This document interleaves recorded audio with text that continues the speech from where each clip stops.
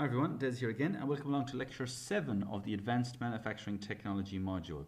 And today I just want to spend one more lecture talking about the creation of geometries, and in particular special geometries and editing of geometries.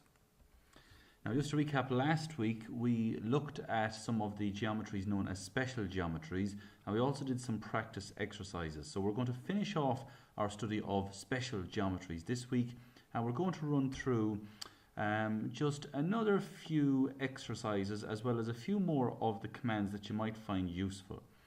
Now it's important to note this, that so far we've only been drawing geometries, drawing shapes. We haven't yet talked about applying toolpaths. Remember that the whole reason of using and learning AlphaCam is so that we can draw shapes, geometries, and apply a toolpath to send the physical, the real-life cutter along those geometries. So I want to spend today just to reaffirm and just to hammer home the skills we need to create geometries, because next week we're going to shift gear to talking about machining and toolpaths. And it's very important that you have a very good understanding of the creation of geometries first.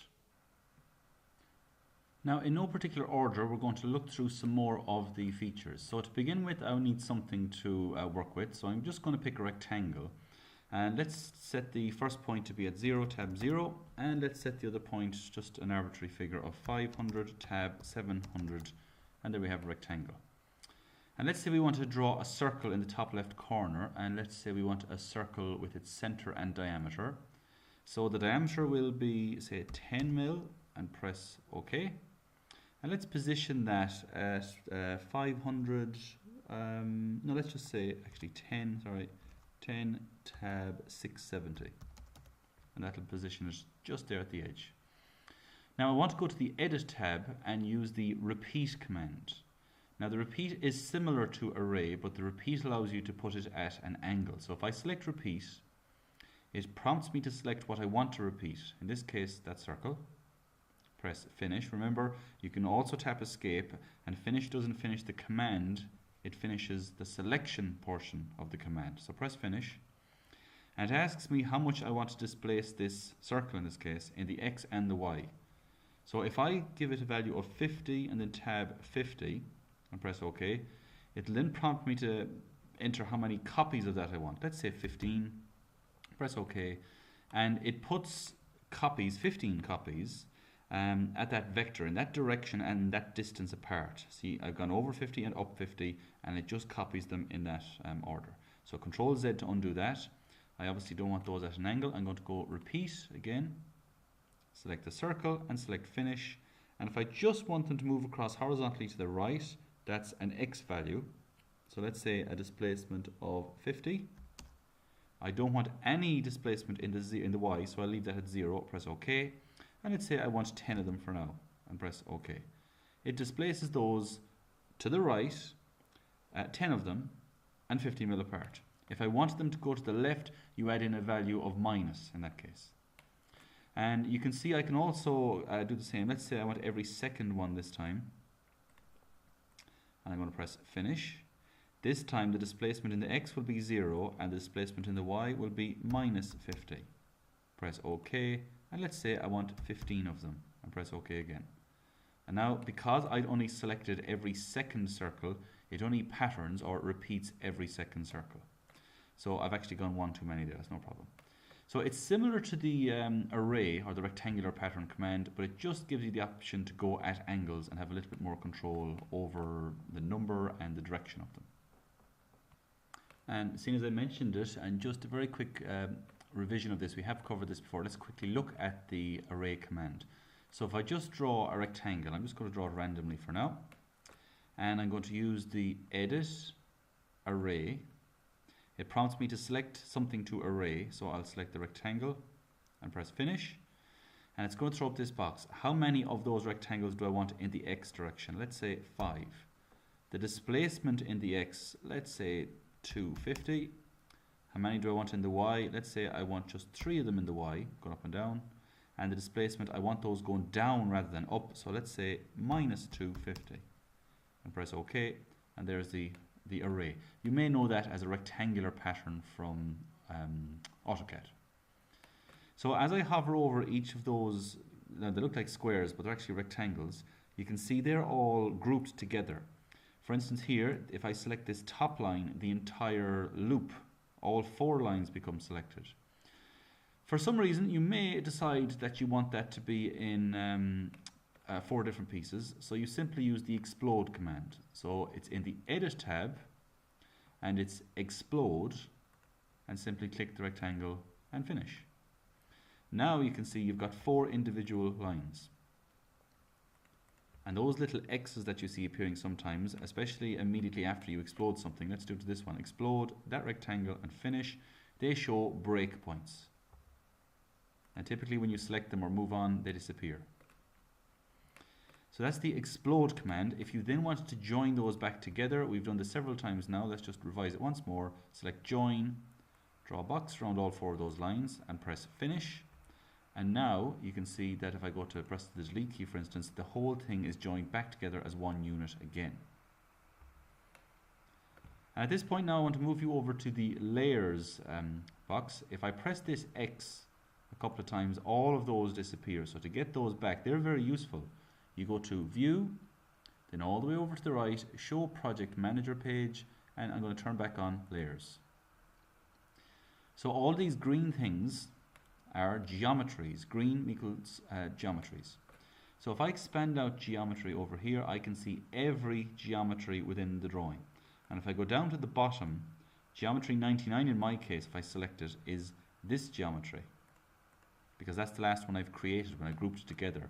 Geometry 98 is that line there, and so on. As I make my way through the list, I can see the geometry highlights in blue over here. So let's just pick one at random. I'm going to pick geometry 70, let's pick geometry 82 because it's a rectangle. So geometry 82 in my case is this rectangle, and if I expand out the little arrow to the left of geometry 82, I can actually see the 4 elements that make up that. Now this will be more important later, but all of those appear in the order that they were drawn. You can see that geometry 99 is this rectangle there because I actually edited that last, so it's the last one. You can use these arrows, move up, to actually reorder the number of that geometry if you wish. So that's more important later with toolpaths. So you can see it hasn't renamed itself. Everything else is nice and numerical in order, but geometry 99 is now moving its way up to the top. Okay, that'll be very useful later. So just know that at any point I can get in here, I can turn off, I can look at them and reorder all the geometries using these layers. They'll be very handy in time to come. So let's now go again to the Edit tab, and I want to show you the break at distance command. Now before I do that actually, let's just look at break. Break is the opposite of join. So the join command will tell all of these things to go together. I suppose join and break, join and explode are the opposites, but break is similar. Break would actually cut a line apart. So if I go to break, and if I want to break geometry, you can see if I turn on the snap tool, it'll snap to the typical points like the end points and the midpoints. And if I click those midpoints, it actually has broken that up for me. Now it's very hard to see that unless I go to View, Display Options, Show Breaks. And you can see a moment ago that was a full square, but I've now broken it into little elements like that. So that's good and well if I go to Edit and Break, if I want to break it at precise points, like the midpoint of this line. But what happens if I want to break it, say, 20 or 30 mil out? Well, in that case, I'll use the break at distance command.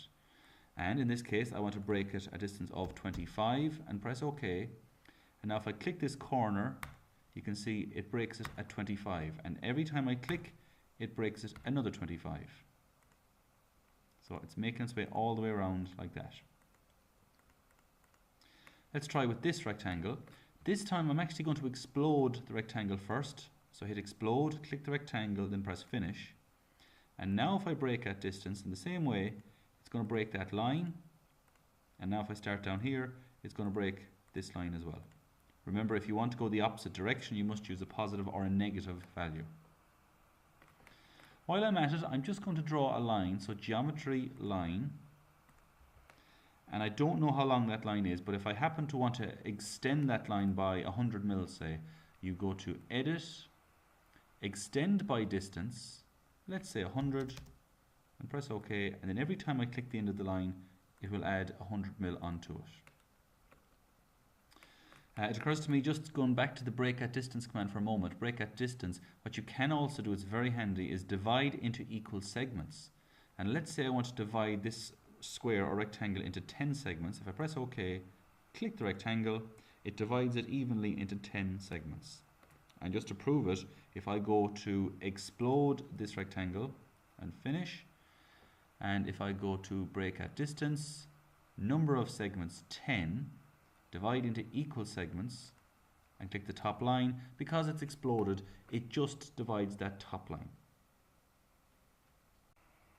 Now, why would that be useful? It would be useful because if you're then drawing with geometry or construction lines, and if your snap is turned on to endpoints, it will now snap to all of those as endpoints. So you can use that over and over again to draw lines like this. So it's very handy, especially if you're setting up this grid line of construction lines. What I'll do is I'll just edit and I'll delete those, because what I want to do now is show you another feature in the offset command. So if you go to edit, offset, and so far we haven't been able to explore this, but now we can. Offset to point. So if I press OK, and if I select this line to the left, I can then select that point, and it will offset this green line, as a geometry in this case, to that point. So let's say I want to offset this again, offset this line as far as that point. It's a very handy way to offset lines at known distances. And what I'd like to do now is explore a final few exercises just with the creation of geometries before we move on to applying toolpaths and machine paths to those geometries.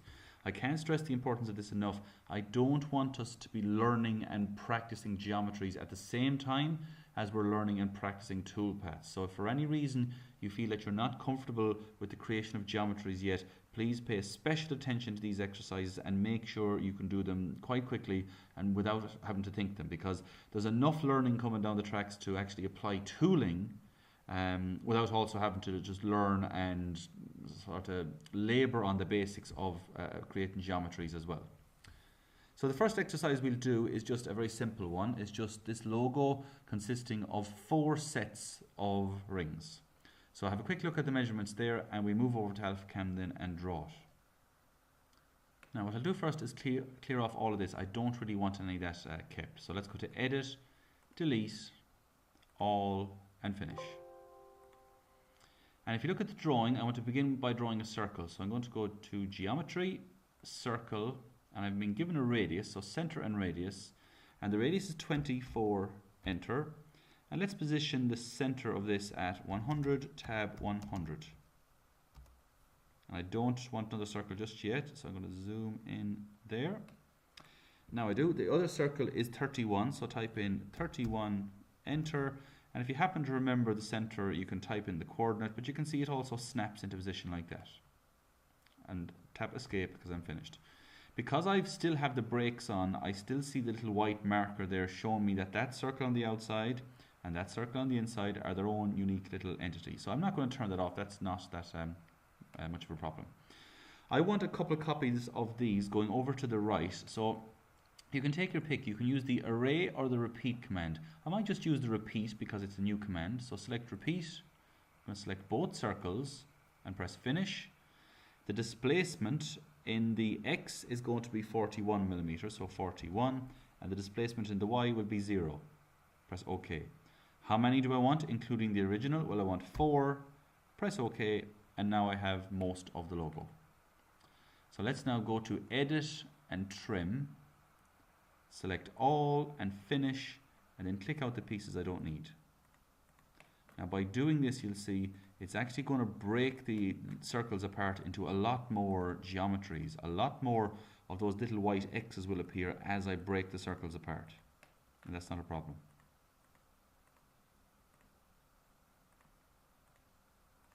So I think I have them all now, so I'll tap escape, and I do have them all. And it's good practice now to just join up all the geometry. So go to Edit and Join, All, and Finish. And you can see every loop is going to have its own unique, its own individual toolpath. So all of this outside profile should just have a single white dot, or if I press Ctrl G, a single ghost tool arrow, and it does. So what we can do later, maybe in the next video, is we can run a little engraver tool along each of those green lines, and that will be the first of our toolpaths that we've created.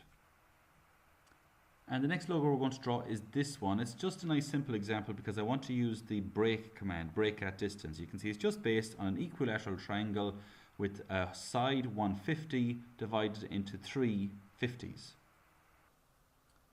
So let's get cracking and go to geometry and special geometries, and let's use a polygon, which we studied last week. So go to polygon, the number of sides will be 3, and the diameter of describing circle might be a little bit of a problem, because if I just say, for instance, 150 and redraw, you can see I've been given the size of the triangle's lines rather than the circle itself. Even if I go to inside and redraw, that's not going to give me the circle I'm after. So as it happens, the polygon command won't do it for me, but that's no problem. We'll go to line, and I'm going to start here at, let's say, 300 tab 100, enter.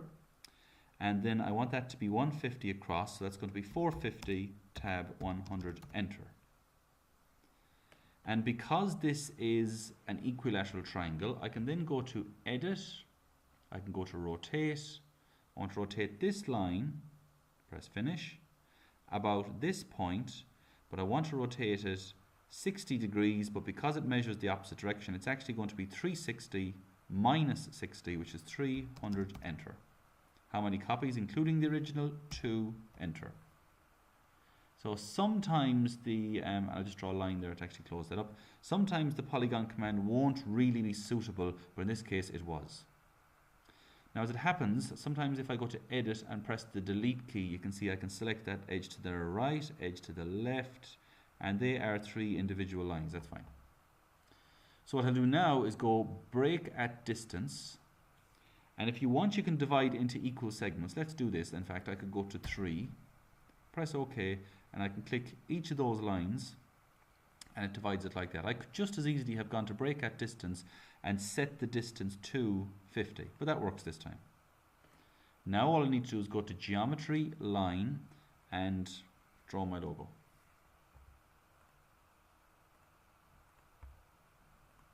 So once they're all joined up like that, I can go to edit and trim. Remember, if they didn't snap on there, turn on the snaps down at the bottom. So to trim, I'm going to go all and finish. I just clip out the few pieces I don't need. In fact, that was a bit silly of me. Because they're broken into 3 individual elements, the trim tool won't actually work. You can't trim this middle line because that middle line is not being cut by anything. In which case, it's simply a delete. So I want to delete that line, and that line. Press finish, press OK. And just for good practice, then I'm going to join that. So join, select a box around the entire logo, press finish, and there you have it, a single entry point. So the cutter will actually start there and it will make its way around the entire shape before it comes back and leaves the material there. So this is the next exercise we're going to complete. It's going to allow us to practice some advanced editing of geometries as well as some of our circular or rotational patterns or arrays. Now if you've paused the video and you try this one yourself, you might have found a couple little issues. Let's see if you've not been tricked by them. So I'm going to go to geometry and I'm going to start with construction, and I'm going to draw a circle, diameter 19 to begin with. And it's quite small, so let's position it at 200 tab 200, enter. And the next circle then is diameter 16, concentric, same center point. Let's now draw a line starting at the center point again and moving across to the extreme right point. Now if you look at the drawing again, there's another circle with a diameter 2 mil latched on there, and another diameter 1 mil latched on there. So to finish off this little lug at the right hand side, we're going to call up a line command, and it's not going to be any problem starting there at the extreme top or the north vertex, but if I want to draw that line horizontally across, the best way to do it is to turn on ortho mode, which is going to force it to draw either up, down, left or right. So in this case right, let's just draw the line plenty long enough and draw another line from the bottom, be careful picking that point, all the way across to the left. And let's trim away some of the excess now. Edit, trim, all, and finish. So I don't need this circle anymore. Let's trim that away. I don't need those portions. And I also don't need those portions of the circle. Now if I press escape for a second, the problem is this. It's easy to miss that line, that little piece there. I need to trim that away or delete it. If you can't trim it, which I can't seem to in this case, let's try the bottom one, try to trim it. I can trim that one, you'll have to delete it. So let's just get that there. If nothing intersects it, simply delete that little bit of a line and press OK. Now, how that causes a problem later is if that tiny little line was there, that's the continuation of the original arc, and sometimes that happens, and when you try to join it, these little white markers, or indeed Control G and the ghost tools, will actually tell the story. It's gone now, so the ghost tools won't come on. But if you have too many ghost tools, you can't get rid of them. Usually if you zoom in, you'll see an extra little line. So let's now go to rotate, and I'm just going to rotate this line. Press finish, select the center of the circle as the center, and let's type in 30 degrees, enter. How many copies including the original? 2. And now I can see that this is going to be the amount of arc I need for 1/12 or 1 bit of the rotation. So let's now trim, all, finish, and I'm going to trim out all the circle apart from this little piece here. In fact, I also now want to go to delete and delete the remainder of that circle because I don't need it. And actually, while I see this line here as well, this will cause a problem. If I rotate this around, that line at the top will go around and rest on top of that line. And I don't want lines on top of lines. So I'll delete that line as well. That line just served its purpose for a moment to tell me how much of this arc I need. Let's now turn those to geometries rather than constructions. So go to Edit, Change, from Construction to Geometry, and let's pick all those pieces that I need. And press finish.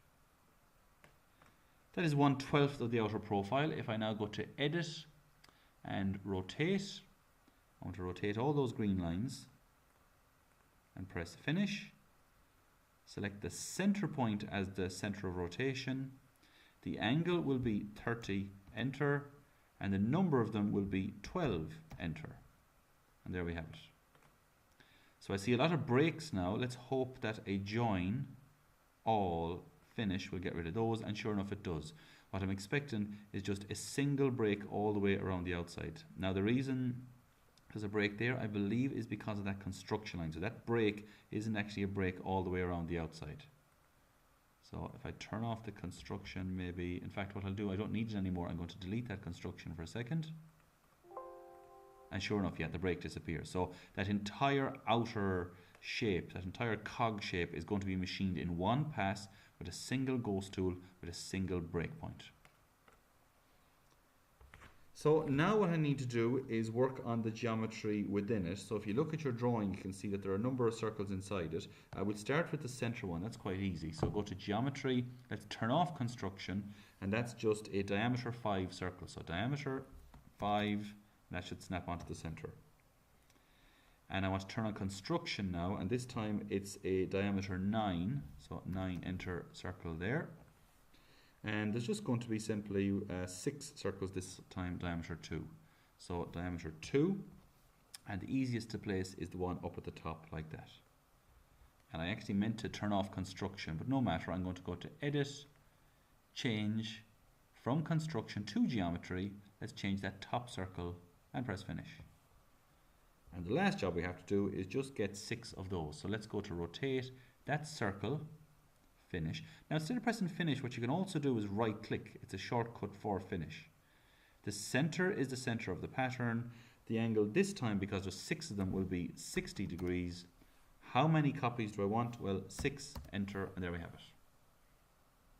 So it's always good practice to just go join, all, finish. But if I press Ctrl G, you can see I just have the right number of ghost tools. I've got a white arrow for every machinable piece of geometry that I need.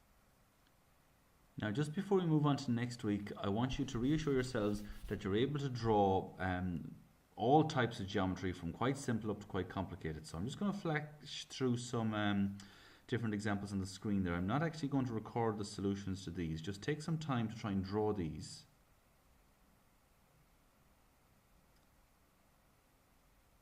And what I will draw is an exercise we may have worked through before in another module. It's this bed, but this bed has a headboard and a footboard that will be machined using AlphaChem and the CNC.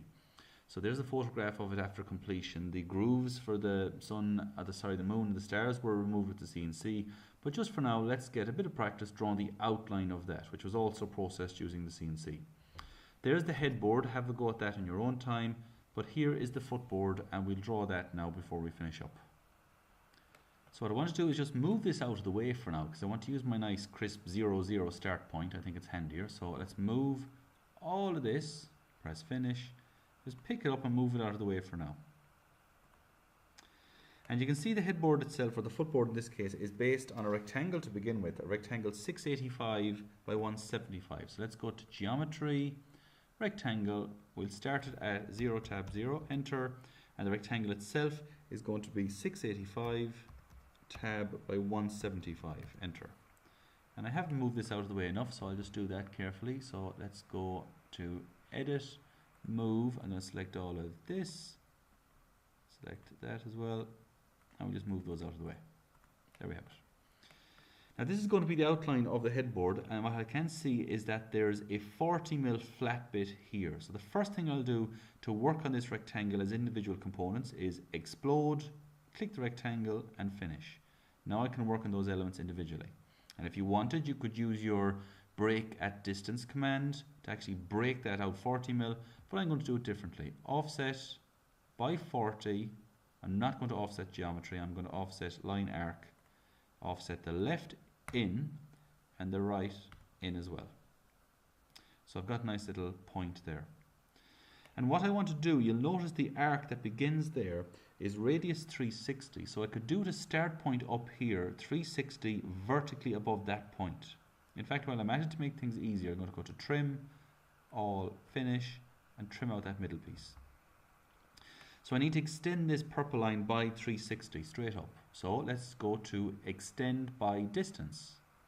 The distance is 360, so press OK. And then if I click this line to the left, that line to the right, both of those get extended up vertically by 360, which is handy because if I now go to geometry, circle, and a radius, 360 circle, I can drop that onto the left and drop it onto the right, and it gives me the two arcs I'm after, and they should be perfectly tangential from that point. And the last circle I need then is this type of circle. It's a tangent circle with known radius.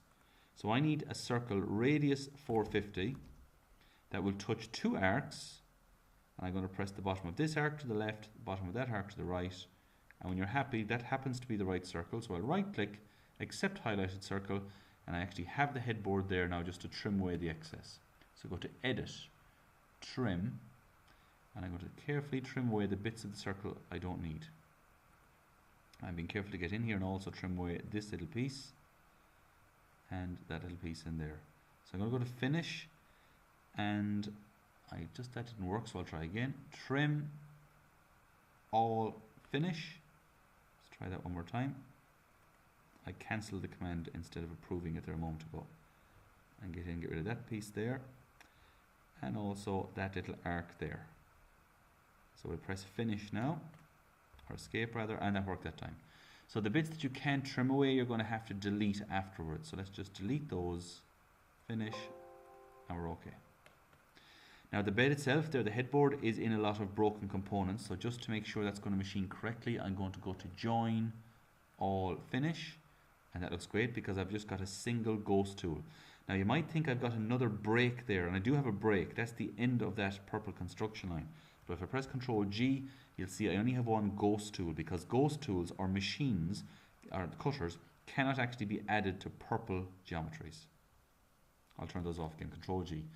One thing I will do on the headboard itself, or the footboard, I have this offset groove in a little bit. So to do that, I'm going to go to offset.